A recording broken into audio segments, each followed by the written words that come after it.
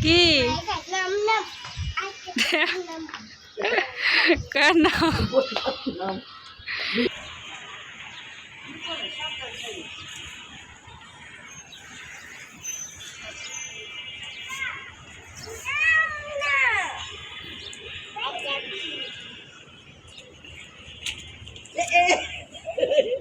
দেখছো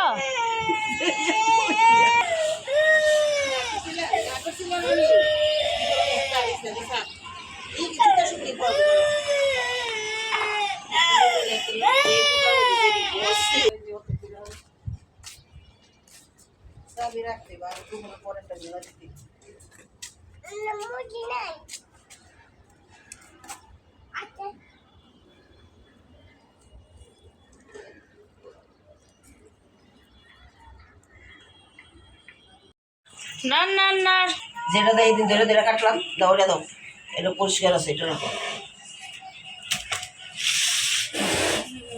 দেখুন দেখুন জ্যান্ত লাফানো ওই মগমা লরস না কেন হন কাতরা ঠোকরা গেল ওই সে বুড়ি দেখছস অহন শয়তানগুলো ঘুমায় আল্লাহ সেই সেই সেই সেই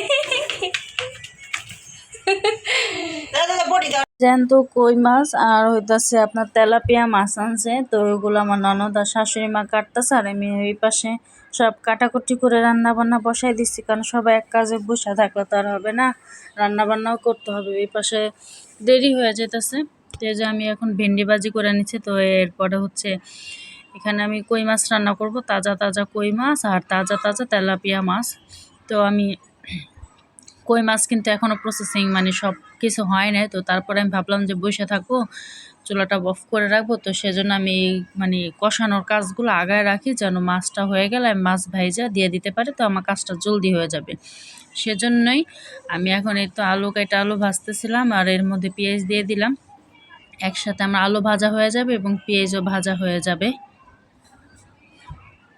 এই যে এখন আমি একটু অল্প পরিমাণে লবণ দিয়ে নিলাম আর আমি দোনোটা তরকারি একই কাজ করব মানে সব কিছুই আমি এখন মানে মা মশলা কষায় রাখবো তারপরে মাছটা ভাইজা দিয়ে দিব যাতে সময়টাও বেঁচে যায় এবং তাড়াতাড়ি হয়ে যায় আর এই যে দেখেন আজকে কই মাছের কালারটা এত সুন্দর হয়েছে আমার কাছে দেখতে অনেক ভালো লাগতেছে আর একটা টমেটো মানে একটা বললে কি এর আগে যে মুড়ি ভর্তা মাখাইছিলাম মানে বড় টমেটো তো অর্ধেক মুড়িতে দেওয়া হয়েছে আর অর্ধেকটা ছিল তো নষ্ট হয়ে যাবে সেই জন্য আমি কই মাছের মধ্যে দিয়ে দিছি আর মাছ ধোয়ার জন্য গরম পানি বসাইছি এই দেখেন এখানে সব প্রসেসিং হয়ে গেছে মাছের এখন বাস গরম পানি দিয়ে মাছটাকে ভালোভাবে খাইচ্ছা ধুয়ে নিমু আর এটা হচ্ছে আপনার তেলাপিয়া মাছ পটল আলু দিয়ে রান্না করব এই যে তেলাপিয়া মাছ সব ধুয়ে পরিষ্কার মানে ধোয়া না অবশ্য কাইটা কুটা ধুয়ে লবণ মাখায় রেখে দিছে আর এই তো এই পাশে আমার কই মাছের তরকারিটা হয়ে গেছে কই মাছের তরকারিটা যখন বলক আসতেছে এত সুন্দর একটা গ্রান আসতেছে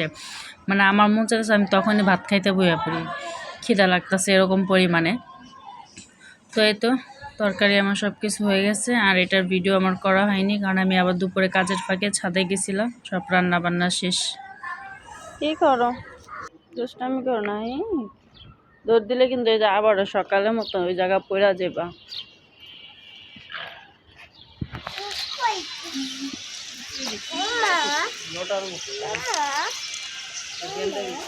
উপরে কোনো কামেরই না কি এখানে আমি দেখলাম নৌকে খালি লেবু গাছটা আর কি জানি হুদায় ওই যে ফুল গাছ আর কিছুই না, আর এই যেমন গাছের মতন হয়ে গেছে।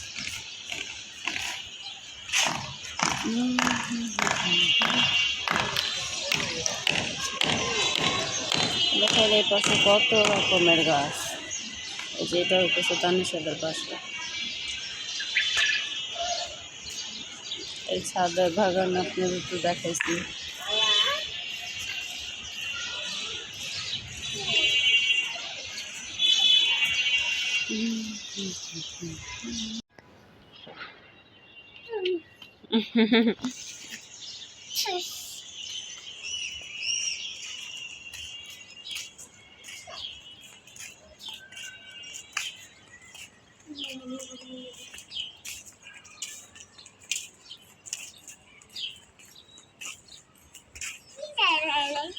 পিঠা নিচে তো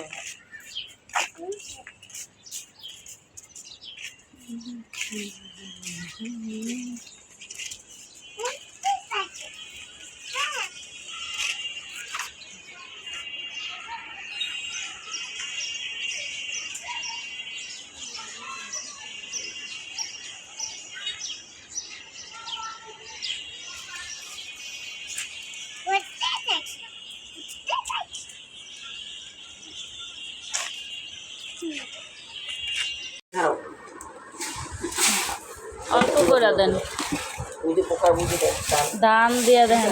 এটা হইতেছে আল্লাহ চাল, একটা অন্য কিছু আনেন যেন বাইসা বাইসা রাখতে পারি। সন্ধ্যাবেলা বসে বসে কি ধান বাঁচনো, রাতের এই ধান তো রেখা দিলে কত কামে লাগে। আঙ্গো বউ আইব ঈদের পরে, বউ বরণ করতে লাগবো।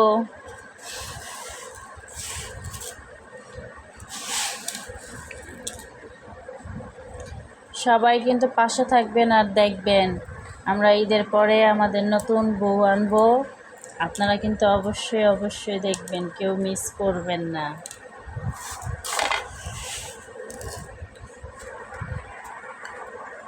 আর এই যে দেখেন কতগুলো ধানে, দেখেন কত পরিমাণে এখানে ধান।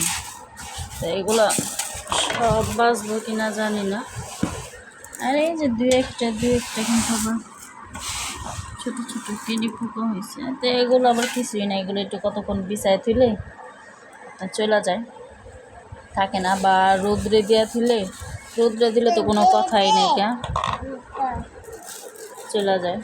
চলে যায়, কই চলে যাগা, এক এক জায়গায় জায়গা।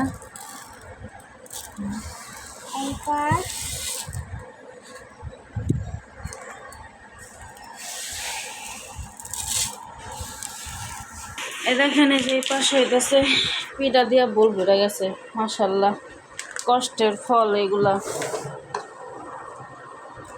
কালকে থেকে দইরা আজকে সকাল অবধি এই পিঠাগুলা বানাইছি, চিন্তা করছেন আর বাবা যায় কতগুলো পিঠা।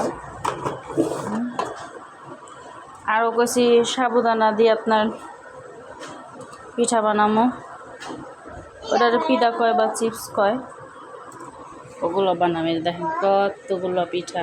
আপনারা কে কে খাইতে চান, ঈদের দাওয়াত রইল সবাই, ঈদে চলে আসবেন, পিঠার দাওয়াত ঈদে।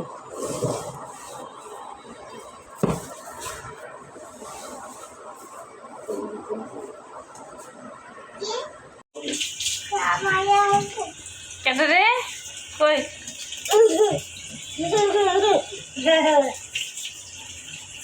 এই যে মনা কই